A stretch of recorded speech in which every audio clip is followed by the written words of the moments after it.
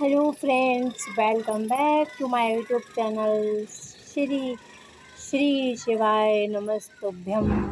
सभी के लिए सावन की ढेर सारी शुभकामनाएं। और आज सावन का है तीसरा सोमवार, जो कि देखिए, आज उससे पहले आगे बताने से पहले मैं आप सभी को बता दूं कि आज मेरा सावन का है और सावन के सोमवार का है उपवास। मैंने आज 16 सोमवार का जो व्रत है वो सावन से ही उठाया जाता है, तो मैंने सावन से ही शुरुआत की है इसकी। और और आप सभी लोगों के लिए भी ढेर सारी शुभकामनाएं। जय भोले की। आ, और आशा करती हूँ कि आप सब लोग बहुत अच्छे होंगे, मैं भी अच्छी हूँ और मस्त होंगे, स्वस्थ होंगे। और आप सब लोग जो है आ, अपने अपने घरों के अपने अपने कामों में व्यस्त होंगे। सभी लोगों से एक मेरी रिक्वेस्ट है कि प्लीज़, अगर आप सभी लोग अपने अपने बच्चों को ये ज़रूर समझाएं कि आप कोई भी सावन के महीने में अगर कावड़ लेने के लिए जा रहे हैं तो प्लीज़ कावड़ को कावड़ की तरह ही, पूजा को पूजा की तरह ही यूज़ करें। और हाँ, देखिए, भगवान कण कण में भगवान है ना। कण कण में भगवान है, हर कण में भगवान है, हमारे मन में भगवान है। अगर हम भगवान का ही प्रार्थना करते हैं तो किसी भी तरीके से हमें कहीं ढूंढने की ज़रूरत नहीं है। हमें हमें किसी भी तरीके की कोई किसी के साथ ज़ोर ज़बरदस्ती नहीं भाई पूजा करने के लिए। देखिए, मंदिर में हम जाते हैं तो अगर मंदिर में लाइन लगी है या फिर समय नहीं है तो आप आराध्य की साइड कहीं पे भी कैसी पूजा कर लीजिए, है ना। आप अगर वहाँ नहीं तो बस हाथ जोड़कर आ जाइए। भीड़ की वजह से अगर आप नहीं कर पा रहे हैं तो बस हाथ जोड़कर आ जाइए, बोले बाबा मुझे माफ़ करना। घर पे आके आप शांत मन से शांति से पूजा कीजिए। देखिए, पूजा भी सफल होती है वहाँ जहाँ मन हमारा नियंत्रण होता है। और हम चाहे कितनी भी पूजा अर्चना कर लें, कितना भी हम भव्य जो है कोई भी भव्य जो है प्रोग्राम रखें हम भगवान के उसमें, लेकिन जब तक हमारे हृदय में शांति नहीं है तब तक ये सब विच्छित है, यानी कि ये किसी काम का नहीं है। तो सबसे पहले हम अपने मन को शांत स्वभाव से ये सोचें कि जो हम कर रहे हैं क्या वो सही है। अगर हाँ, सच में सही है तो तब ही उसे कर। अदरवाइज़ हमारे मन में किसी भी तरीके का कोई अजीब-अजीब सा उथल-पुथल हो रहा है। जैसे कि मैंने कई लोगों को देखा है, ये बात इस टॉपिक पे नहीं आती है लेकिन फिर भी मैं बता रही हूँ। बहुत सारे लोगों को मैंने देखा है कि कोई जब हमारे द्वार पर कोई भी भिखारी हमारे गेट पर आता है, हमारे दरवाज़े पर कोई भी भिखारी आता है, तो पहला तो ये है कि उसको वापस लौटाना नहीं चाहिए, ठीक है?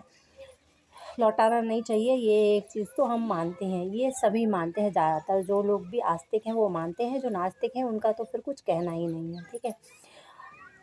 फिर हम इसके बाद बात करेंगे प्रेमानंद महाराज जी के जो टॉपिक है उस पे भी, इस पे जो उनका टॉपिक है उस पे एक दिन स्पेशली वे एक स्पेशल वीडियो बनाऊंगी, क्योंकि उसके लिए उस टॉपिक को छेड़ने के लिए बहुत सारा समय चाहिए, जो कि अभी वीडियो अगर अभी करूँगी बात तो बहुत लंबा वीडियो हो जाएगा। तो देखिए, इसमें क्या है कि ये और जो भी मैं बता रही हूँ या जो भी मैं बात कर रही हूँ वो मेरी खुद की भावनाएं हैं। किसी को ठेस पहुंचाने के लिए या फिर किसी के लिए ये बात वर्ड नहीं कह रही हूँ। ये मेरे खुद के वर्ड हैं और खुद की भावनाएं हैं जो मैं व्यक्त कर रही हूँ आप लोगों के साथ, क्योंकि आप लोग मेरी फैमिली हैं। आप लोग मेरी फैमिली हैं। यूट्यूब फैमिली मेरी, जो मेरे से साथ जुड़े हैं, जिन्होंने मुझे सब्सक्राइब किया हुआ है, वो मेरा एक परिवार है। तो अपने परिवार के साथ अपने मन की बात ही व्यक्ति शेयर करेगा और किसी के साथ शेयर नहीं कर सकता, क्योंकि वहाँ उसको शेयर करने की गुंजाइश नहीं होती। तो ये मेरी खुद की भावनाएं हैं जो मैं आप लोगों के साथ व्यक्त कर रही हूँ।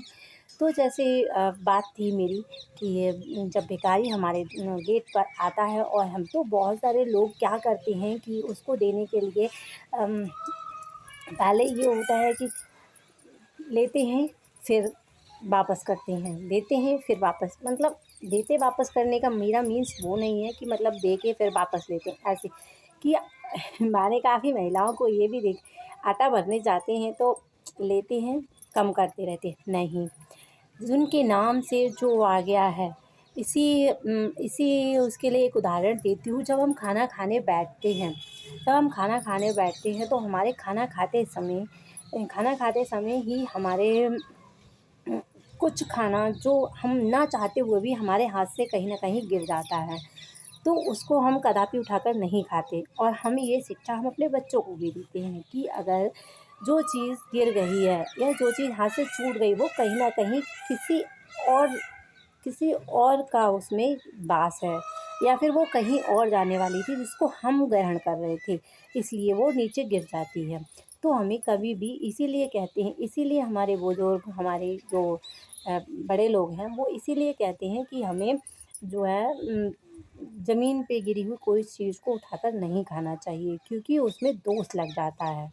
ठीक है? तो ये हुई हमारी एक अलग टॉपिक हो गया कि खाना खाना गिर जाता है, उसमें दोष रहित खाना हो जाता है, तो उसको हमें नहीं खाना चाहिए।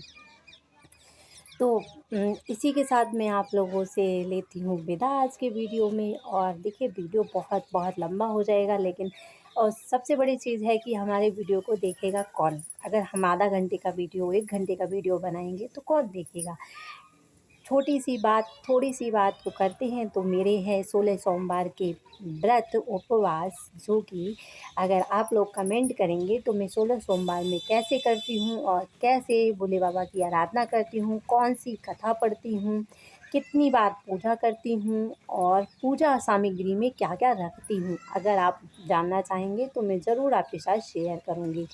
और आज के लिए बस इतना ही। देर ना करते हुए हम सब लेते हैं आप लोगों से विदा और मिलते हैं किसी नेक्स्ट ब्लॉग में। तब तक के लिए thank you, bye bye, take care, खुश रहिए, स्वस्थ रहिए और मस्त रहिए। Bye bye.